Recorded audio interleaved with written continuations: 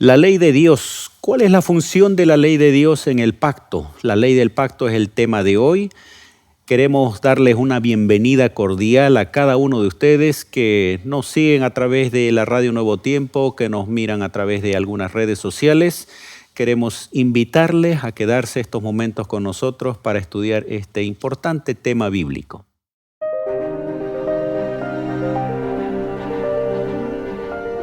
Axiomas, más allá de la evidencia.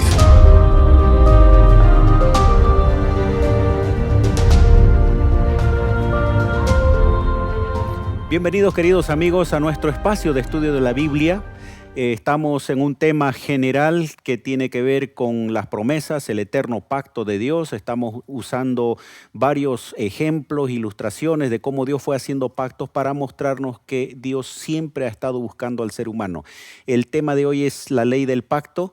Para ello tenemos dos invitados. Primeramente quiero dar la bienvenida al profesor licenciado Luis Pecho. Querido Luis, bienvenido. Un saludo a nuestra audiencia. Muchísimas gracias por la invitación y también un saludo cordial para cada uno de los seguidores de la transmisión por medio de las redes sociales. Evidentemente estamos para desarrollar un tema también atractivo, así que síganos en sintonía. Está con nosotros también el pastor Teófilo Ticullano. Bienvenido, Teófilo. Un saludo a nuestra audiencia y luego, por favor, guíanos en oración. Muchas gracias, Pastor Tito, por la invitación que tuvimos hoy para poder desarrollar el tema que de verdad es muy importante para todos nuestros hermanos de la iglesia, y vamos a iniciar con la oración. Querido Padre, Señor que estás en los cielos, te damos gracias, Señor, por este momento. Pedimos, Señor, al desarrollar la lección de la escuela sabática, nosotros, Señor, podamos entender, comprender, Padre, y también podamos vivir, Señor, este estudio. En nombre de Jesús oramos. Amén. Amén. Nuestra lección basa en varias preguntas. Una de ellas tiene que ver con cómo Dios elige al pueblo de Israel para hacer un pacto con él. Y vamos a empezar un poquito hablando sobre esto. Luis, por favor, ¿cuáles son las razones de por qué Dios decide escoger a un pueblo para hacer un pacto con él? Muchísimas gracias. Estamos viendo el tema de por qué Dios elige a Israel. Tiene que ver más porque Él establece una promesa, establece un pacto con un antepasado que era Abraham, pero lo elige por amor y también con una misión. Por amor porque lo eligió. Uno elige a quien quiere, uno elige no buscando atributos. Israel no tenía atributos para ser elegido, simplemente lo eligió por amor, porque era su escogido. ¿Por qué? Porque también estaba marcado para que él pueda mostrar el amor de Dios a otros pueblos. Cuando el pueblo de Israel ya va tomando cuerpo, Luis mencionaba de que su origen es Abraham. ¿Cuáles eran las características de este pueblo, Teófilo? La característica de este pueblo es interesante, ¿no? Saber que era un pueblo humilde, no tenía los privilegios, ¿no? Y al mismo tiempo podemos nosotros ver que el pueblo de Israel era un pueblo que no estaba políticamente muy bien, como desarrolla la lección, ¿no? Entonces podemos ver ahí la manifestación del amor de Dios hacia este pueblo, y en el cual Dios eligió para que pueda ser también un medio, para que pueda ser también para otros pueblos, para que conozcan al verdadero Dios. O sea, comparando con los pueblos de la antigüedad, del antiguo cercano oriente, que es la zona en el que se desarrolla la historia de Israel, diríamos, no era el más llamativo, no era el más promisor, no era el más sobresaliente. Y es curioso que Dios se los dice así, ¿no? En Deuteronomio capítulo 7, versículo 7 dice: no por ser vosotros más que todos los pueblos os ha querido Jehová y os ha escogido, pues vosotros erais el más insignificante de todos los pueblos. Y ahí mencionaba Luis, pero ¿qué podemos decir esto de la misericordia de Dios? ¿Por qué Dios, ya se mencionó hasta inclusive el para qué, Dios escoge a este pueblo, pero tal vez enfatizar un poquito ese aspecto, Luis? Los merecimientos, no tenía ningún merecimiento. Era un pueblo básicamente, podríamos decir, errante, no tenía un lugar donde estar. Cuando está en Israel es un pueblo esclavo. ¿Qué nos habla esto de la elección?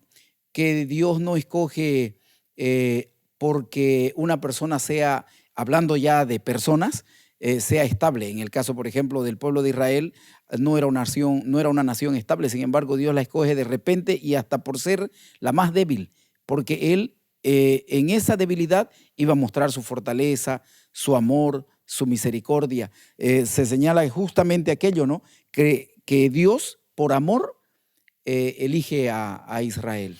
Es bueno saber de esto, ¿no? Porque si Dios tuviera que elegir ahora para sus hijos, sus discípulos, probablemente muchos estuviéramos fuera del perfil, pero Dios elige no aquello que aparentemente deslumbra, sino aquellos que tienen disposición de seguirlo. Ahora, dejando un poquito este tema del Antiguo Testamento, Teófilo, cuando vemos la experiencia de Jesús eligiendo a sus discípulos, una persona actual que quisiera establecer una empresa, un gran emprendimiento, un grupo, ¿qué pensaría cuando Jesús comienza a elegir a pescadores, campesinos, personas sin mucha formación, algunos inclusive objetados por la sociedad? De seguro, si en nuestra realidad nosotros pensaríamos cómo eligen, y de seguro también el contexto en aquel entonces, ¿no? El del pueblo de Israel, ¿no? Siempre ellos eran capaces, en el tiempo de Jesús, la gente más culta, pero Dios manifestó su amor en las personas capaz más insignificantes, ¿no? Como la hermana White menciona, ¿no? Que el Señor no ve aquella elocuencia que las personas puedan tener o la capacidad que puedan tener, sino que el Señor mira la humildad, ¿no? La disposición de poder aprender de aquello que estaban dispuestos para poder ser enseñados por el Señor, ¿no? Y ahí podemos reafirmar tal vez diciendo, Dios no mira lo que uno es, sino lo que uno puede llegar a ser cuando se entrega al Señor. Ahora, esa elección, ¿cómo nos ayuda a nosotros como personas a entender que todos estamos en condiciones de ser parte del pueblo de Israel, Luis? Nos da esperanza, nos da, de repente para el mundo no tenemos posibilidades, pero bajo la óptica del cielo tendríamos grandes posibilidades, porque Él se va a perfeccionarnos o su poder se va a perfeccionar en nosotros, dependiendo que nosotros dejemos que eso actúe Dios. De lo que se decía hace un momento, para Dios o Dios no necesita grandes personalidades, no necesita grandes recursos, necesita mostrar su amor en quien así deje que Él lo haga. Por lo tanto, que yo sea débil, de repente puede ser llamativo para Dios porque Él puede transformarme en algo mucho más grande de lo que todas las personas puedan ver en mí. Ese tendría que ser más o menos el enfoque. ¿Qué ejemplos podemos ver en la Biblia de transformación, Teófilo? ¿Cómo Dios transforma personas toscas, personas sin mucha formación o personas inclusive a veces con defectos muy notables de carácter, pero en las manos de Dios se transforman en instrumentos de bendición? Una de ellas podemos ver a Pedro, ¿no? Un hombre sin letra, un hombre en el cual tenía un oficio diferente, llegó a ser uno de los mejores oradores ahí, uno de los predicadores, que en la primera prédica se bautizaron 2,000 o 3,000, 5,000, ¿no? Y cómo Dios usó a este hombre para que puedan las otras personas aceptar el nombre de Cristo. Una de las personas que también podemos ver a Juan, ¿no? Que tal vez el carácter que tenía, ¿no? Pero cómo Dios fue transformando, ¿no? A una persona tan accesible y hasta fue llamado por el Señor, ¿no? El Hijo amado, ¿no? El Hijo del trueno, al hijo amado. La transformación. Ahora, no sé si ustedes han visto, amigos, a alguien que usted mismo dice no tiene condiciones, pero usado por Dios hace cosas interesantes. Luis decía al inicio, ¿no? La elección de Israel tiene un propósito. Esa elección no era solamente, primero que no era porque eran un pueblo atractivo, un pueblo sobresaliente. Dice, ustedes eran los más insignificantes, en resumen. los elige, pero los elige con un propósito. Y cuando uno ve la experiencia de Pedro, lo transformó, pero no era solo para transformarlo en un personaje, sino para cumplir la misión. Yo recuerdo experiencia de mucha gente que Dios transforma y esa persona comienza a usar sus dones para bendición de las personas, ya sea predicando, cantando, haciendo algún ministerio dentro de la iglesia. Y cuán importante sería, ¿no?, que no solamente recibamos la elección, sino que podamos decir, ¿para qué ahora estoy siendo elegido? ¿Qué debo hacer? Luis, ¿qué más podemos enfatizar el tema del propósito? Dios va a manifestar su poder en la debilidad. Entonces, cuando una persona insignificante para otros, de pronto comienza a hacer un trabajo que sea notorio, sin duda va a mostrar la grandeza de Dios en esa persona. Porque Dios no mira lo que otros ven, mira la potencialidad. O sea, por eso es que yo decía, ahí entro de repente, ahí de repente entra usted, entramos todos, o alguien que esté siguiendo en las redes puede decir, eso es lo que hace Dios conmigo. Me utiliza. Yo para otras personas puedo no tener esta chance, pero para Dios, Dios va a mostrar ese poder de Él en la persona. Y nuestra misión es justamente eso. Mostrar el amor, la misericordia y el poder de Dios manifestado en nosotros, pero para con otras personas. Amén. Dios eligió al pueblo de Israel y Dios te elige a ti, querido amigo, querida amiga. Dios nos elige a nosotros, aún con nuestras limitaciones, con un propósito especial de que seamos bendición para las personas quienes nos relacionan. Vamos a una pausa, enseguida volvemos. Ya retornamos con Axiomas.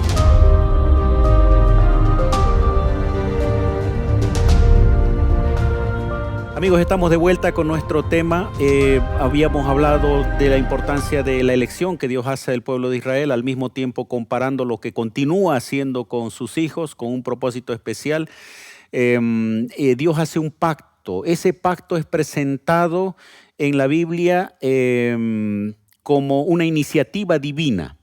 Pero quiero preguntarles a ustedes, ¿ese pacto se lo presenta de manera incondicional? Quiere decir que Dios quiere que se ejecute de todas maneras y se cumplirá, o tiene un carácter condicional que depende en cierto modo del ser humano. Teófilo. Interesante hablar sobre el pacto, ¿no?, que menciona la lección. Para poder entender un poquito sobre el pacto, hay dos maneras en las cuales Dios hace el pacto con su pueblo, ¿no? Una de ellas es que para hacer un pacto deben ser de partes iguales, ¿no? Cuando uno realiza un pacto debe ser entre una persona igual y hacer un compromiso.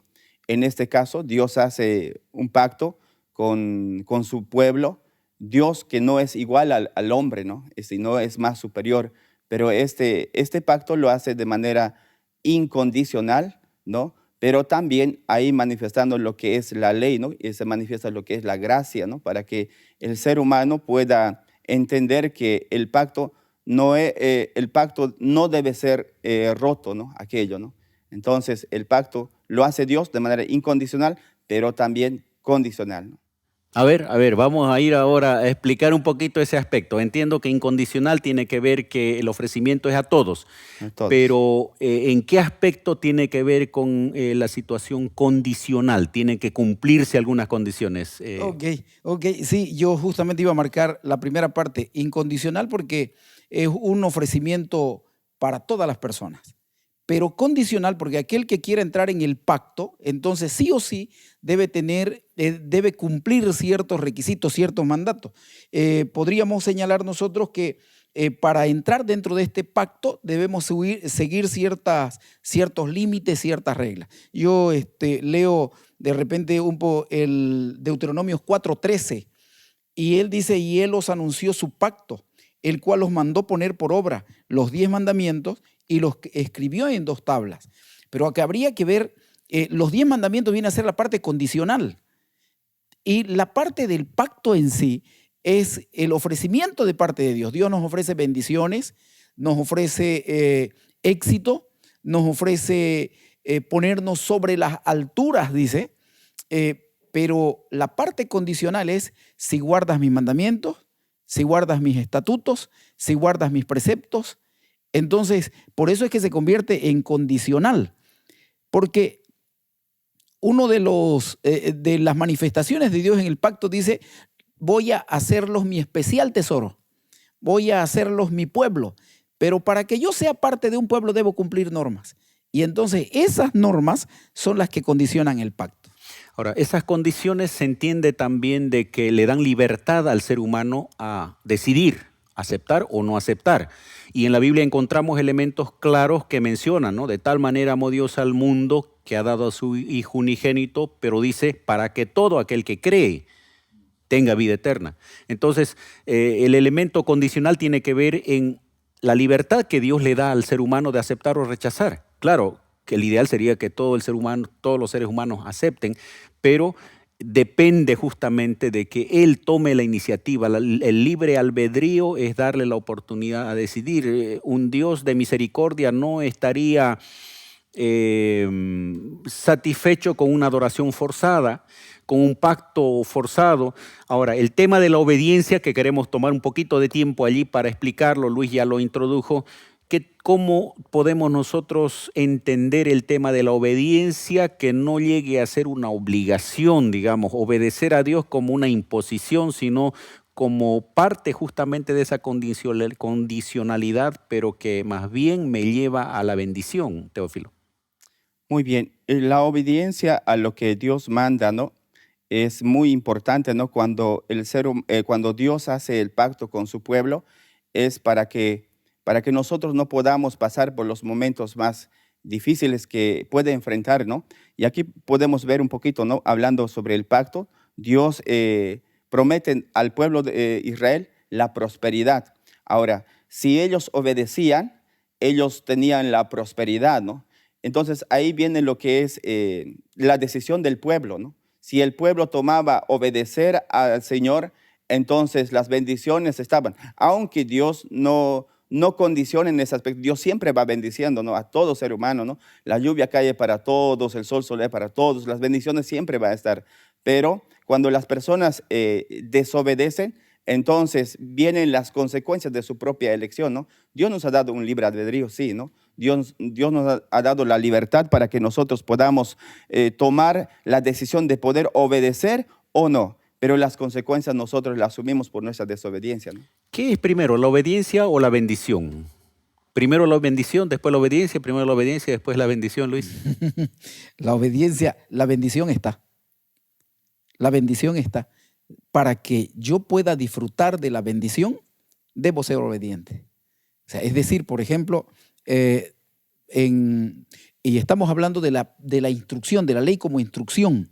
Y cuando hablamos nosotros de la instrucción que la encontramos en la Biblia. Que de paso, esa es la acepción que la Biblia le da cuando habla de la Torá, ¿no? Exacto. La instrucción, la enseñanza, Exacto. Más que alguno le escucha ley y dice prohibición, pero tiene que ver con orientación, con instrucción, con ayudarle a que la persona no se equivoque y pueda hacer las cosas correctamente. A eso, justamente a eso me iba. Porque cuando nosotros vamos a la palabra como la instrucción, en el hecho de la familia, honra a tu padre y a tu madre para que tus días se alarguen. O sea, yo puedo acortar mis días si no honro a papá y a mamá.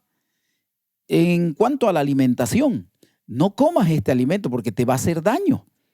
No me está dando la bendición de la salud, pero si yo no respeto la norma de la salud, entonces me voy a perjudicar. Por eso, ¿cuál es primero? Yo creo que la bendición.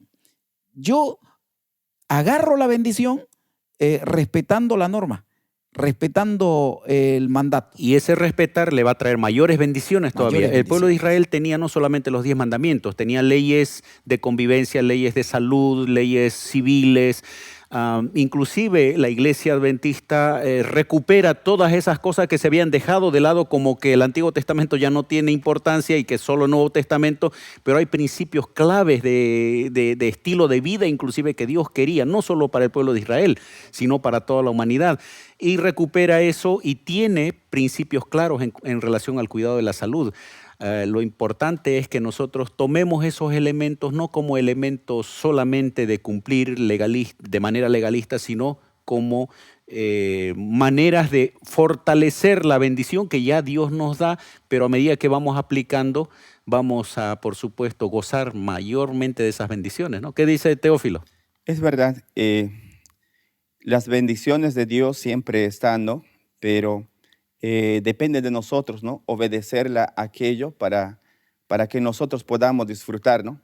La obediencia, Dios quiere que nosotros podamos obedecer porque para que nosotros podamos disfrutar de las bendiciones, pero ahí se expresa lo que es el amor de Dios para con toda la creación, ¿no?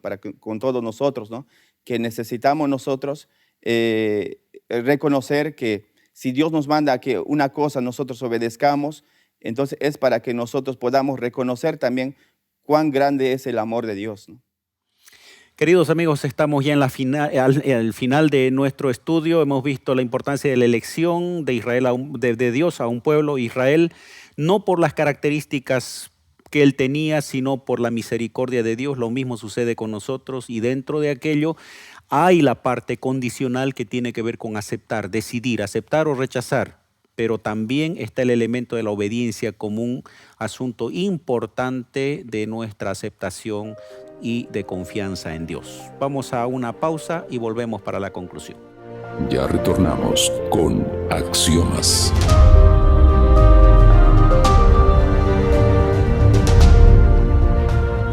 Hemos llegado al final de nuestro tema. Quiero agradecer a quienes nos acompañaron en esta oportunidad. Querido Teófilo, gracias. Un último momento para poder referirte, por favor, a este tema. Muy bien, voy a leer el libro de Éxodo, capítulo 19, versículo 6, dice: vosotros me seréis un reino de sacerdotes, gente santa. Estas son las palabras que dirás a los hijos de Israel. Qué interesante, ¿no? Dios, cuando eligió al pueblo de Israel para que sean ellos el vehículo de poder vislumbrar ese amor de Dios hacia otros pueblos, ¿no? Entonces, Dios, al elegir, también Dios está dando el privilegio. Eso no quiere decir que a otros pueblos está rechazando, ¿no? Sino que Dios había elegido también a otros pueblos. Por ejemplo, vemos ahí al rey Abimelech, ¿no? Hemos ido viendo un poquito la lección, habla sobre el rey Abimelech, pero él no era del pueblo de Israel, era filisteo, ¿no? Pero Dios nos da a cada uno de nosotros el privilegio de ser parte del pueblo de Dios.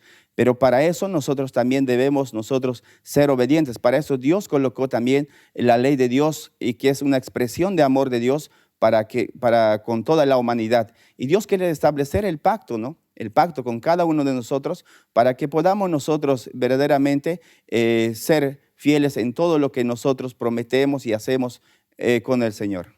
Bien. Gracias, Luis, por estar con nosotros, y también brevemente una conclusión, por favor. Muchísimas gracias. Israel fue elegido, pero debía obedecer para ganarse la posibilidad de disfrutar las bendiciones del pacto.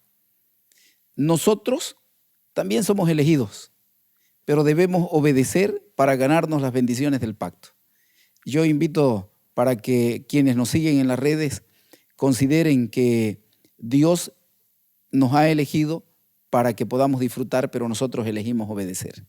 Termino leyendo Deuteronomio capítulo 7, versículo 9. Conoce pues que Jehová tu Dios es Dios, Dios fiel, que guarda el pacto y la misericordia de los que le aman y guardan sus mandamientos hasta 1000 generaciones. Hay un pacto entre Dios y su pueblo, y ese pueblo tiene la característica de ser obediente porque ama a su Dios. Que cada uno de ustedes, de nosotros, podamos aceptar tener un pacto con el Señor y obedecer sus mandamientos.